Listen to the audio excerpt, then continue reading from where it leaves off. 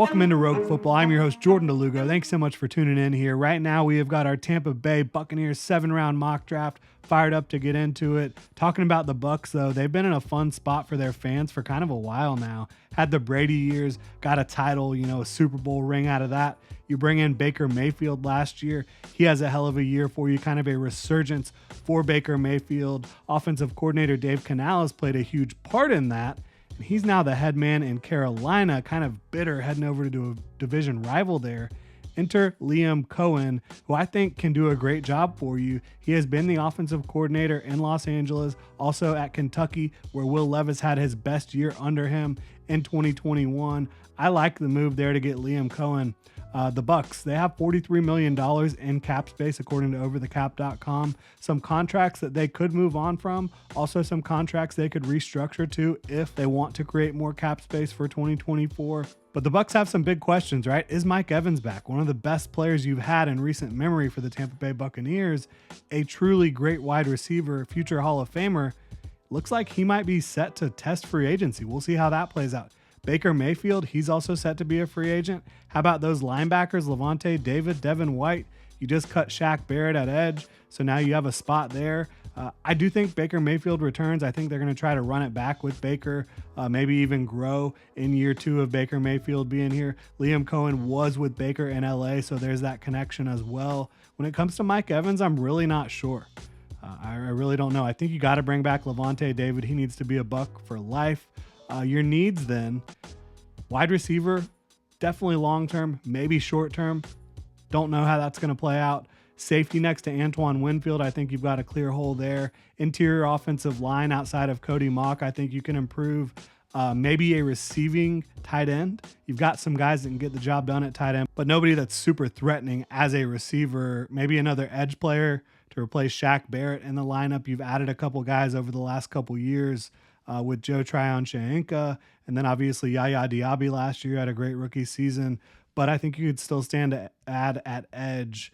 So let's go ahead and dive in to this 2024 mock draft. 7 rounds for the Tampa Bay Buccaneers. The first pick is at 26 overall.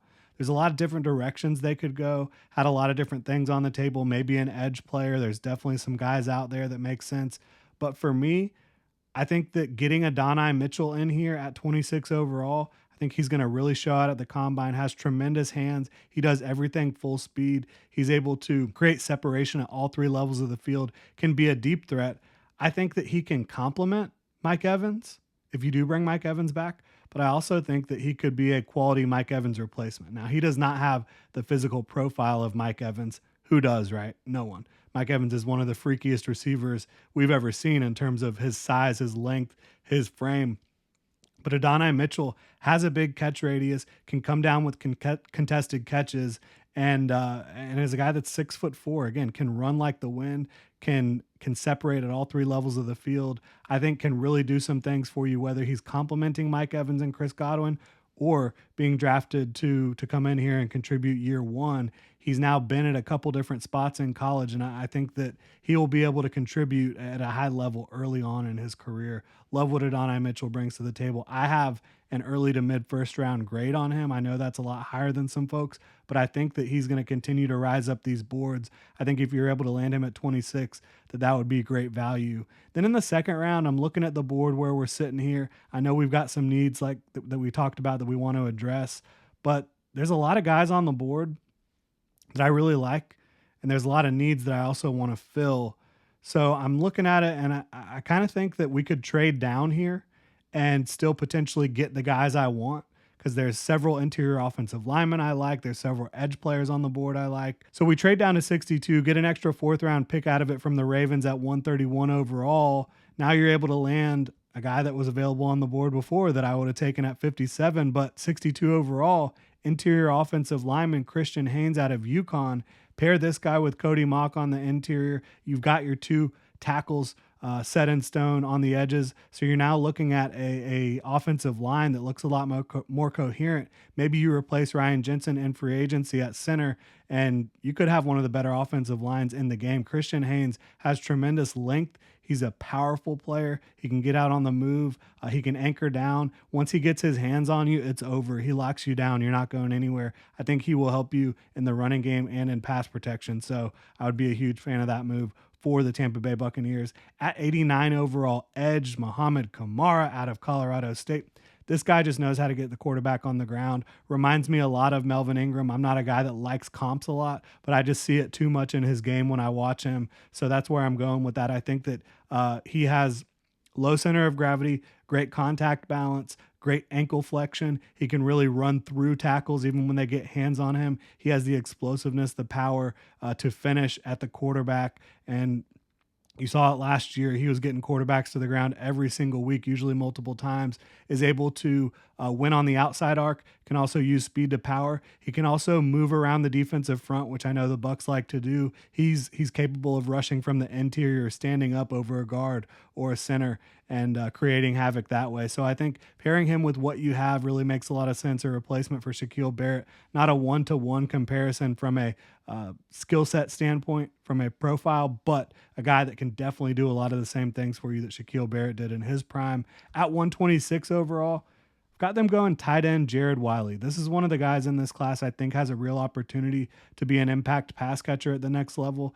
Reason being is I think he's extremely sudden at the top of his routes to create space, both against man coverage and finding space in zones. He's 6'6". He's got over 33-inch arms, very explosive leaper, can go up and catch the football, has come down with more than 50% of his contested targets throughout his career, does not drop balls at all. Like, this is a guy that does not let the football hit the ground. He's also a willing and able blocker, never going to be an elite blocker, but someone you can certainly use in that regard as well. You can line him up in line, in the slot, out of the backfield, and a guy that has build up long speed, right? He's a long strider. He can get down the field, stretch the seam, stretch across the middle of the field as well. I think that Jared Wiley would be a very nice fit for this offense. At 131 overall, that pick we got from the Ravens, safety Keaton Oladapo out of Oregon State. One of my favorite safeties in this class. I have a day 2 grade on him. Getting him here on day 3, I think would be fantastic for them. You pair him with Antoine Winfield. Winfield is more of a free safety type, but he does everything for you. I think Keaton Oladapo is more of a strong safety type, but again, can do everything. He's not going to be the fastest safety on the planet, but he has great hip fluidity. He's able to change directions at a high level and use his length to really stick with receivers, whether it's in man coverage, zone coverage, and a very good tackler coming downhill as well. Love Keaton Oladapo out of Oregon State. At 203, running back Cody Schrader out of Mizzou.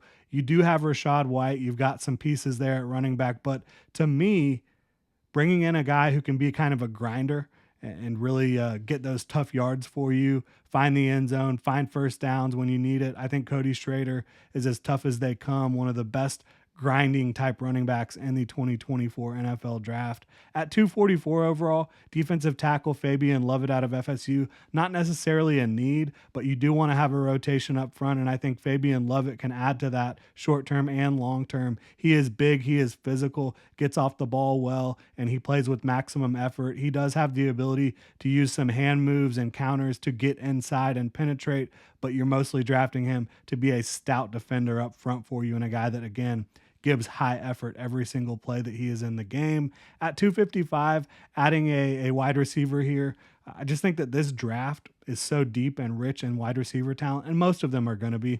That's just kind of how it goes these days. Comes with the territory of kind of where football is leaning. You need so many wide receivers. But Xavier Weaver out of Colorado, to me, is a guy that has enough size. He's not going to have a ton of mass on his frame, 6'1", 180, but he has enough length and quickness and acceleration and route running chops, kind of suddenness at the top of his routes as well, where he creates a lot of separation at the second and third level, can continue to kind of help this offense be a vertical strike passing offense. I think he could come in, fit in with Trey Palmer, with Chris Godwin, with Adonai Mitchell, and potentially Mike Evans if he's able to return. We'll see how that plays out. But that's how I've got this draft going. I think that you're able to replenish your edge group. I think that you're also able to bring in a guy that can either replace or learn from Mike Evans on the outside, eventually be a impact wide receiver one for you, and fortifying that interior of the offensive line. You're also adding a tight end that could potentially be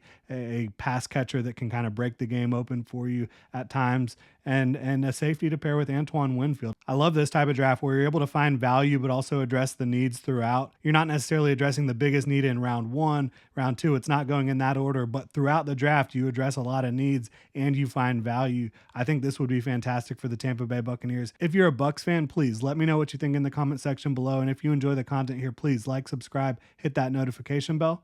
Y'all have a good one.